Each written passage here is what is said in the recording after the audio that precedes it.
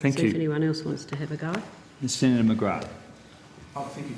How is the NUS funded? How is the NUS funded? Yeah. Through affiliation fees from our members. Okay. So is that from universities or students? From the student unions at those campuses. Okay. So how many universities are affiliated to the NUS? Currently have about 30, Okay. or 30 odd. Right. Hovers around a bit above and below.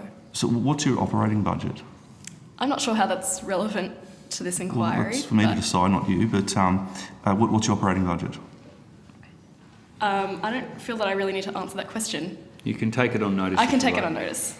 I'll take it on notice. So you don't know what the operating budget is? It's about $700,000. Okay. How many staff do you employ? About 1.3 full-time equivalent. Right. Okay. And what would be the average student amenity fee across those 30 universities? It's about $283. For 283. How would you describe the success or otherwise of the NUS campaign around, impact on students so far? I'd describe it as one of the most successful campaigns we've run in many, many years now. We've seen students engaged far more than they have been in years with the issues around this budget.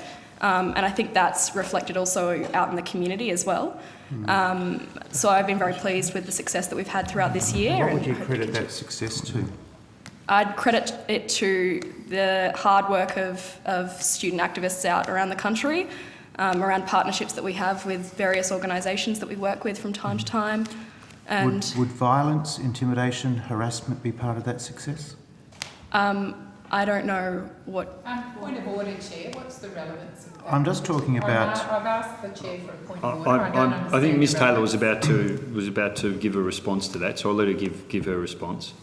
I think what you're suggesting is that there has been some kind of violence involved in NUS campaigns that have been run this year. There has been no violence. NUS fully supports and believes in peaceful protests, and that's what we aim to do and achieve at every protest that we organise. And I'm proud of the efforts of student activists around the country this year. And the protest on the 28th of August, where you stormed the Liberal Party headquarters in Melbourne at 104 Exhibition Street, was peaceful? There were about half a dozen students there. They left when the police asked them to leave. They were there for about 40 minutes and they left when the police asked them to leave. There were no arrests made and there was no violence by any stretch of the imagination. So the Herald Sun is wrong when it talks about the NUS... No, that's not possible. The when it talks about the national... I've got it. Just hang on, Senator Smith. When it talks Senator about... Smith, I've got a point of order here. Chair, I understand that the government senators don't have a list of questions here, Yes. and the only thing they can do is attack the young Yes, members of the NUU. And I think that this has no relevance. Hang on, just wait a moment. The line of questioning that Senator Smith is pursuing has no relevance at all to this inquiry, and I would ask that he desist. Just hang on. I'm going questioning with Senator Urquhart, Senator so she Smith. would not know what my line of questioning is. Yep. I'm going to allow this to continue for a very, very brief time, and should I not see the relevance in this line of questioning, and I think you do have a point, then we will have to move on. So the Herald Sun talks about how NUS protesters chanted, tore down photos, lit one photo on fire. Is the Herald Sun wrong? To my knowledge, that didn't occur. That didn't occur? And what about the photos that were tweeted out by NUS participants? I'm now, Senator Smith, you're stretching the bounds My point here. goes to an important one, and that is that I'm curious Senator to know Smith, Senator Smith, I've got a point of order. Sorry, Chair. Yep. If Senator Smith is going to hold documents up, they need to be tabled to the committee and to the witnesses.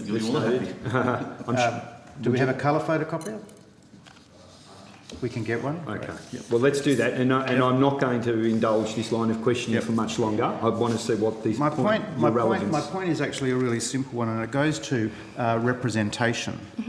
And how much senators at this committee and other committees can take the attitudes of the NUS to be representative of Australian students, not just at those 30 affiliates,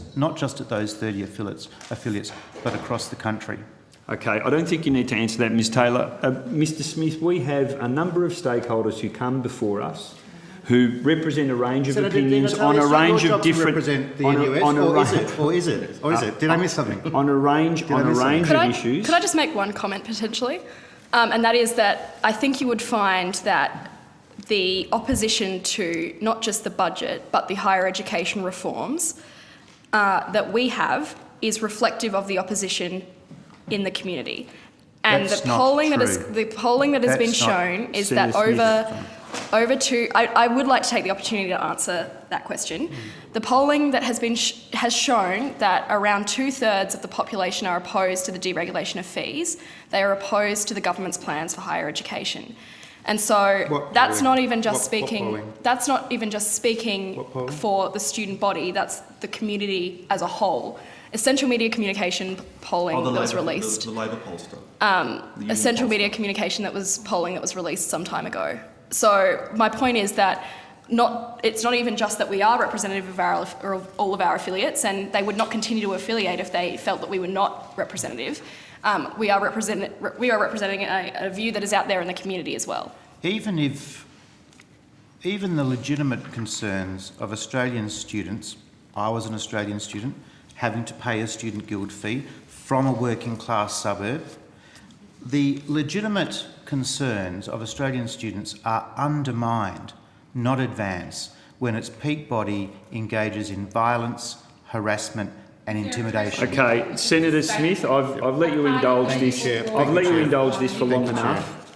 We're here to take evidence from the witnesses, not to ask them to justify courses of action that have no relevance to this inquiry. So I'm going to. You've used your allotted time now, Senator Smith.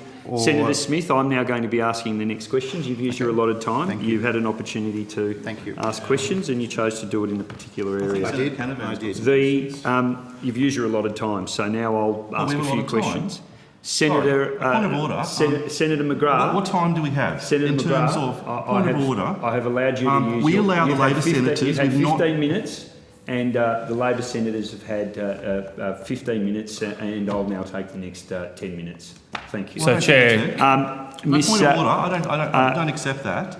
That are you dissenting from the chair's decision? I'm questioning it. Senator McGrath, are you dissenting from the chair's decision? I think it is unfair. I'm putting on the record. I think it is unfair in terms of your allocation of questions for this. And noted. I think you're protecting these young people, as the Labor senators so patronisingly called them. And noted. In fact, I think I called them young people. No, I think it was one of the so, Labor senators. yes, and do you feel patronised? Do any of you feel patronised at that? Well, thank you.